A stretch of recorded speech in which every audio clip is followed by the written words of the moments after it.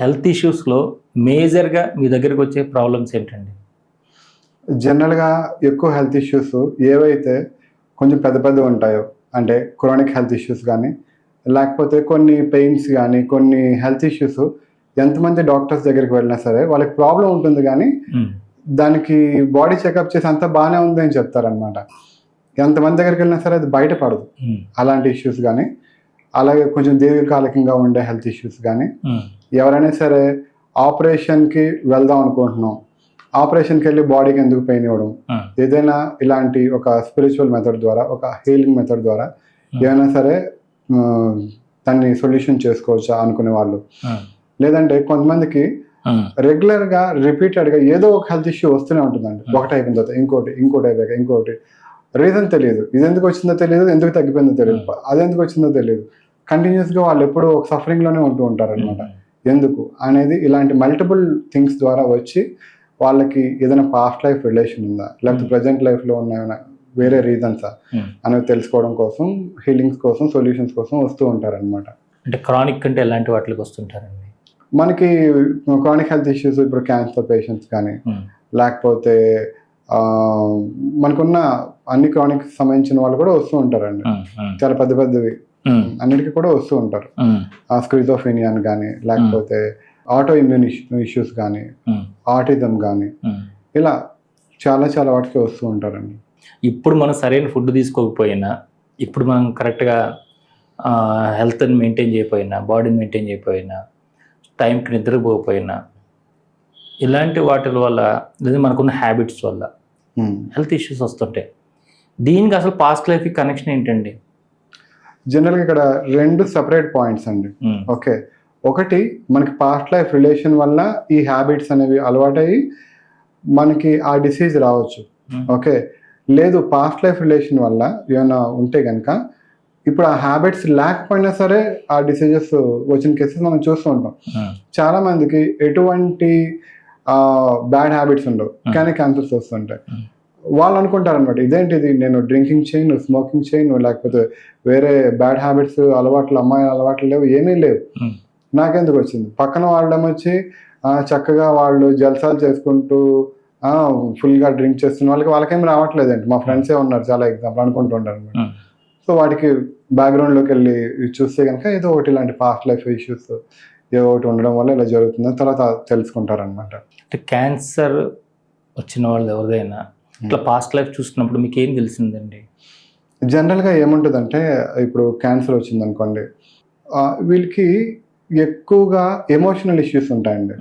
Okay, అంటే ఏంటి, for example వాళ్ళకి వాళ్ళ వైఫ్తో కానీ హస్బెండ్తో కానీ ఒక సప్రెస్డ్ యాంగర్, అంటే ఏంటి, వాళ్ళు ఆ యాంగర్ని అలా వాళ్ళ గుండెల్లో పెట్టుకొని దాన్ని బయటకి వ్యక్తపరచలేక దాన్ని అలాగే రోజుకు అలా యాంగర్ని అంతటిని కంట్రోల్ చేసుకుని లోపల ఎప్పుడైతే పెట్టుకుంటారో అది ఒక డిసీజ్ కింద కన్వర్ట్ అయిపోతుంది. అలా డిసీజ్ కింద కన్వర్ట్ అయిపోయి అది ఒక్కసారి మొత్తం బాడీ అంతటిని అఫెక్ట్ చేసేది అవుతుంది అనమాట. అయితే మన బాడీ అనేది ఒక అద్భుతమైన ఒక మెరాక్యులస్ మిషన్ అని చెప్తానండి నేనైతే. ఎందుకంటే ఇప్పుడు అన్ని మిషనరీస్ లాగానే బాడీ కూడా చాలా పార్ట్స్ ఉంటాయి, చాలా ఇవన్నీ ఉంటాయి కదండి. అయితే ఏ మిషనరీ అయినా సరే ఒకవేళ దానికైనా రిపేర్ వస్తే ఎవరు రిపేర్ చేయాలి? దానికి సంబంధించిన ఎలక్ట్రీషియను, టెక్నీషియను వాళ్ళు వచ్చి దాన్ని రిపేర్ చేయాలి. ఫ్యాన్ పాడైపోయినా, టీవీ పాడైపోయినా, ఇంకేది పాడైపోయినా, ఓకే, దానంతటి అది రిపేర్ చేసుకోలేదు. కానీ బాడీ మాత్రం అలా చేసుకోగలదు. అది హ్యూమన్ బాడీ అయి ఉండొచ్చు, లేకపోతే ఏదైనా జంతువు బాడీ అయి ఉండొచ్చు, వేరే ఏ పక్షిది ఏ జీవి అయినా సరే. అంటే బాడీకి హీలింగ్ చేసుకునే కెపాసిటీ ఉంది, దానంతట అది హీల్ చేసుకోగలిగే కెపాసిటీ ఉంది. అయితే హీల్ చేసుకునే కెపాసిటీ ఉన్న బాడీకి డిసీజ్ ఎందుకు వస్తుంది? ఓకే, దానంతట అది రిపేర్ చేసుకోగలదు కదా. ఎందుకు వస్తుందంటే బాడీ మనతో కమ్యూనికేట్ చేసే పద్ధతి అండి అది. ఓకే, ఇప్పుడు ఫర్ ఎగ్జాంపుల్ మనం వేరే వాళ్ళతో కమ్యూనికేట్ చేయాలనుకోండి, మనం మన భాషలో, తెలుగులోనో లేకపోతే ఇంగ్లీష్లోనో, అవతల పక్కన వ్యక్తికి అర్థమయ్యే భాషలో మనం కమ్యూనికేట్ చేస్తే అర్థమవుతుంది.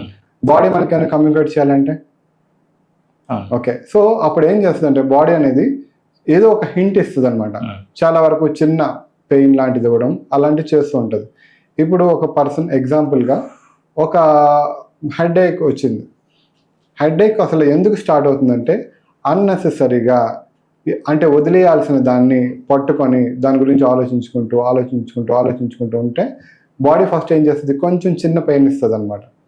చిన్న పెయిన్ ఇచ్చి ఆ పెయిన్ని విని ఎప్పుడైతే ఓకే నేను ఏదో అనవసరంగా ఆలోచిస్తున్నా, నాకేదో చిన్నగా పెయిన్ తెలుస్తుందని అర్థం చేసుకున్నాడు అనుకోండి, టక్మని హెడేక్ పోతుంది, అతను ఆలోచించుకోవడం మానేస్తాడు, సెట్ అయిపోతుంది.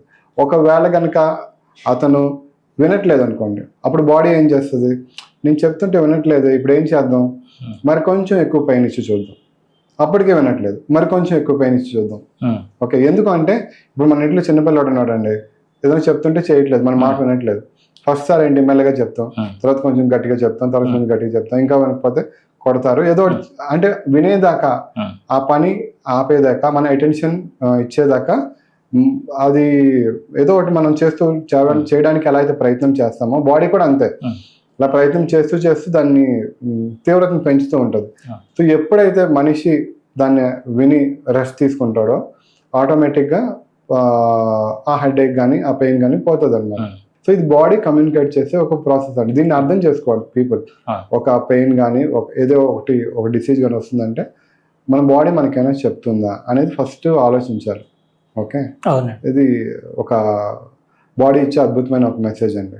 అంటే ఇప్పుడు లంగ్స్ ప్రాబ్లం వచ్చిందండి, ఈ లంగ్స్ ప్రాబ్లం అనేది దేనివల్ల వస్తుంది? ఇప్పుడు లంగ్స్కి వచ్చింది అనుకోండి, అంటే లంగ్స్లో ఇన్ఫెక్షన్ చేరింది. ఓకే, దాన్ని మనం ఎలా తీసుకోవచ్చు అంటే, ఇప్పుడు మనం ఏదో ఒక బయట నుంచి ఒక విషయాన్ని మనం అలౌ చేస్తున్నాం, అది అవసరం లేదు. అంటే ఇప్పుడు వేరే వాళ్ళ ఇన్ఫ్లుయెన్స్ని అన్నెసరీగా మనం అలౌ చేస్తున్నాం. అలాంటప్పుడు బాడీ ఎలా కమ్యూనికేట్ చేస్తుందంటే, ఇది అర్థం చేసుకోవాలంటే సిమిలర్గా ఇలాంటిది నేను ఏదో ఒకటి చేయాలి అని చెప్పి ఒక ఇన్ఫెక్షన్ని అలౌ చేయడం అలా చేస్తూ ఉంటుంది అనమాట. ఓకే, అప్పుడు ఆ పర్సన్ కొంచెం ఆలోచించి నేనైనా మిస్టేక్ చేస్తున్నానా, బాడీ నాకైనా కమ్యూనికేట్ చేస్తుందా అనేది ఆలోచిస్తే వాళ్ళకి కొంత అర్థం అవుతుంది. సో ఎప్పుడైతే అలాంటిది లేదు ఇంకా వేరే ఏమైనా రీజన్ అయి ఉండొచ్చు అనుకునేటప్పుడు వాళ్ళు ఇలాంటి సెషన్స్కి కానీ హీలింగ్ ప్రాసెస్ కానీ మా సెషన్స్కి వచ్చారనుకోండి, ఇంకా డీప్ డైవ్ చేసి దీనికైనా పాస్ట్ లైఫ్ రిలేషన్ ఉందా అనేది కనుక్కొని అక్కడ నుంచి రూట్స్ నుంచి దాన్ని సాల్వ్ చేయడం కోసం ప్రయత్నం చేస్తాం అనమాట.